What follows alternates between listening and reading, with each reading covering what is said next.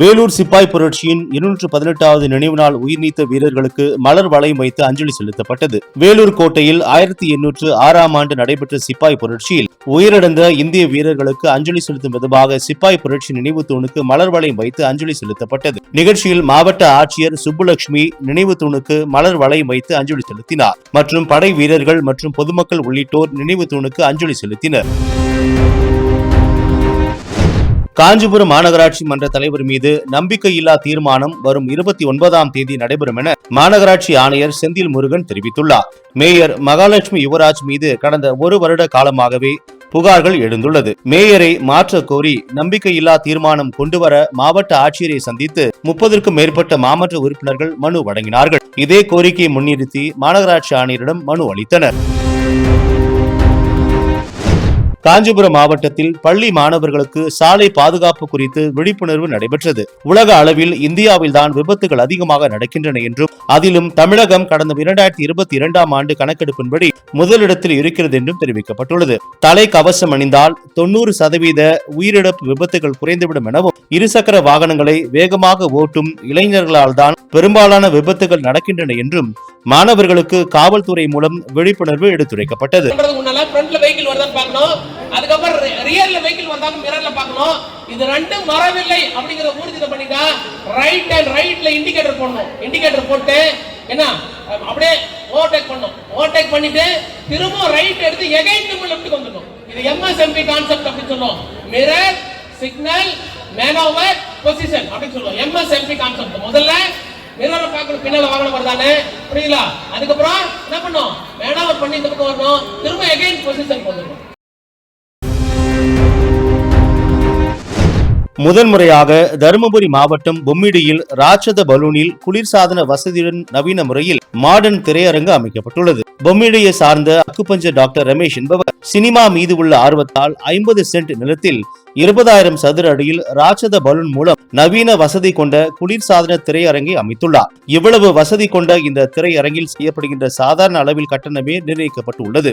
மேலும் 140 பேர் அமரக்கூடிய வகையில் அமைக்கப்பட்டுள்ளது. சினிமாவில் ஒரு சாதிக்கணும், ஏதாவது ஒரு புதுசா ஏதாவது சாதிக்கணும் அப்படின்ற ஒரு எண்ணத்துல நான் வெளி இடத்துல போயிருக்கோம். இது மாதிரி ஒரு ஜெர்மன் டெக்னாலஜி உள்ள ஒரு தியேட்டர் இருக்க கேள்விப்பட்டு அங்க போயிருந்தேன். சோ இதை ஏன் நாம நம்ம ஊருக்கு கொண்டு வரக்கூடாது?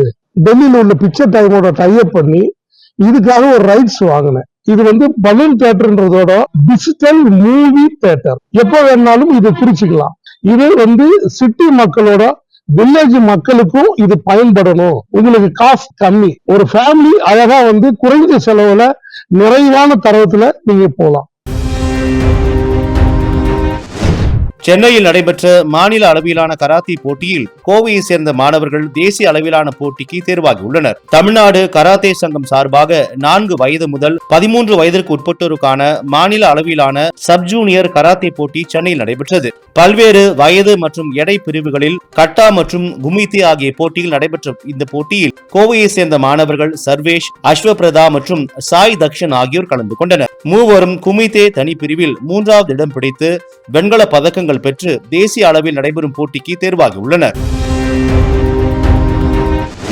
திருப்பூர் மாவட்டம் தாராபுரத்தில் 22 கோடி ரூபாய் மதிப்பீட்டில் கட்டப்பட்டு வரும் அரசு மருத்துவமனை கட்டிட பணியை ஆதிதிராவிடர் நலத்துறை அமைச்சர் கைல்வெடி செல்வராஜ் ஆய்வு செய்தார். கட்டுமான பணியில் ஈடுபட்டு வரும் பொறியாளரிடம் கட்டிடம் உறுதியாகவும் கூடிய விரைவில் முடித்து மக்கள் பயன்பாட்டிற்கு ஒப்படைக்க வேண்டும் என அமைச்சர் தெரிவித்தார். நிகழ்ச்சியில் தலைமை செயற்குழு உறுப்பினர்கள், அரசு மருத்துவர்கள், மாவட்ட வழக்கறிஞர் அணி உள்ளிட்ட அரசு அதிகாரிகள் கலந்து கொண்டனர்.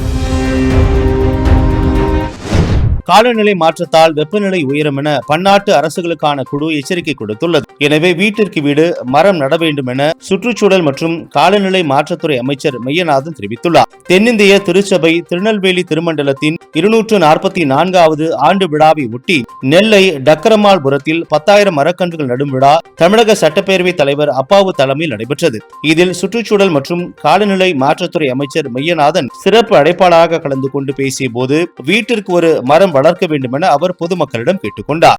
இந்த சமூகத்துக்காக ஜாதி மதம் பாராமல் எல்லா சமூகத்தினரும் எல்லா ஜாதியினரும் படிக்கலாம் என்பதற்காக ஆரம்பிக்கப்பட்ட இன்ஸ்டிடியூஷன் தான் நம்முடைய தென்னிந்திய திருச்சபையின் மூலம் நடத்தி வருகின்ற இந்த அற்புதமான பள்ளிகள். கல்லூரிகள் இன்றும் அதே நிலையில்தான். நீ கிறிஸ்தவன் ஆனால்தான் என் கல்லூரியில் இடம் என்று சொல்லாமல் யார் வேண்டுமானாலும் படிங்கள் என்று அன்று முதல் இன்று வரை செயல்பட்டுக் கொண்டிருக்கின்ற இந்த தென்னிந்திய திருச்சபையை நான் பாராட்டாமல் இருக்க முடியாது. காலநிலை மாற்றத்தால் ஏற்படக்கூடிய பாதிப்புகளை தடுப்பதற்காக தமிழ்நாடு பசுமை இயக்கம் என்ற ஒரு இயக்கத்தை தொடங்கி இருக்கிறார், கிரீன் தமிழ்நாடு மிஷன். இதன் மூலம் தமிழ்நாட்டில் இருக்கின்ற அனைத்து பகுதிகளிலும் மரக்கன்றுகளை நடவு செய்து வனப்பரப்பை அதிகப்படுத்த வேண்டும் என்பது நமது முதலமைச்சருடைய கனவு. இந்த இயற்கை ஒட்டுமொத்தமாக மனித இனம் வாழ்வதற்கு ஒரே ஒரு இயற்கை பூமி மட்டும்தான் இருக்கிறது.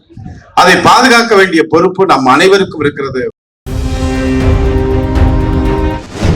ராமநாதபுரம் மாவட்டம் முதுகுளத்தூரில் வடமாடு மஞ்சுவிரட்டு போட்டி நடைபெற்றது. இந்த போட்டியில் 12 காளைகள் போட்டியில் கலந்து கொண்டது. இதில் ஒரு காளைக்கு 9 வீரர்கள் 20 நிமிடம் நேரத்தில் அடக்கிட வேண்டுமென இலக்குடன் போட்டி நடைபெற்றது. அடக்கிய வீரர்கள் மற்றும் அடங்க மறுத்த காளைகளுக்கு கிராம நிர்வாக கமிட்டி சார்பில் ரொக்க பணம் மற்றும் பரிசு பொருட்கள் வழங்கப்பட்டது.